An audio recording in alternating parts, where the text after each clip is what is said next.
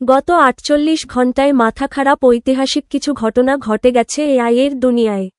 US মার্কেটে $1 trillion loss হয়েছে। $1 trillion মানে ১,২১,৫৯,৭৯০ কোটি টাকা। এই নাম্বার আপনি ক্যালকুলেটর তুলতে পারবেন না। ইউএস, ইউকে এবং চায়না আপস্টোরে চ্যাটজিপিটি চলে আসছে ২ নাম্বারে।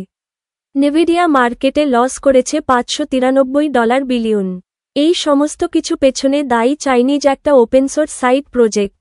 আমি আবার রিপিট করছি, সাইড প্রজেক্ট, যার নাম ডিপসিক এআই।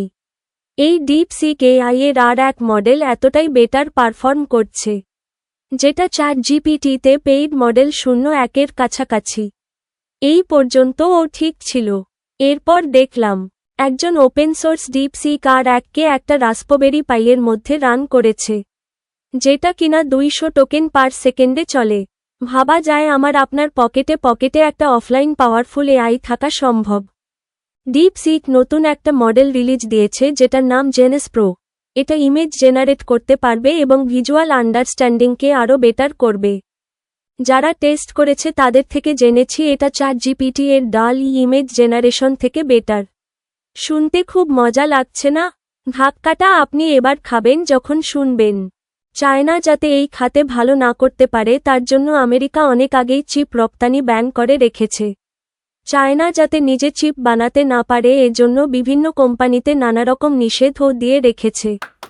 এই পুরো ডিপসিক বানানো হয়েছে সস্তা এবং পুরোনো এনভিডিয়া A100 কিংবা A400 চিপ দিয়ে। গত কয়েকদিন আগে ট্রাম্প এআই খাতে $৫০০ বিলিয়ন ইনভেস্ট করার কথা বলল। আর ২ দিন আগে $৬ মিলিয়নের ডিপসিক এসে সব হিসাব পাল্টে দিল। গ্রোথ মাইন্ডসেট কি ভয়াবহ জিনিস একটু লক্ষ্য করলেই কিন্তু বুঝতে পারবেন। সিচুয়েশন কিন্তু কোনোভাবেই এদের দমায়া রাখতে পারে নাই। চোখের সামনে এত বড় উদাহরণ থাকার পরেও আমাদের থাকে হাজারটা সমস্যা। কই থেকে শিখব? ইন্টারনেট থেকে শেখেন, ইউটিউব আছে, চ্যাটজিপিটি আছে, ডিপসিক আছে, রীতিমতো ইনফরমেশনের সমুদ্রে ভাসছি আমরা। একটু বুঝে শুনে এগিয়ে যেতে হবে। ডিপসিক যদি এভাবে বানানো সম্ভব হয়, তাহলে আপনি কেন পারবেন না? জাস্ট রিজিকে বিশ্বাস করেন, পাশাপাশি পরিশ্রম করেন, চেষ্টা করে যান।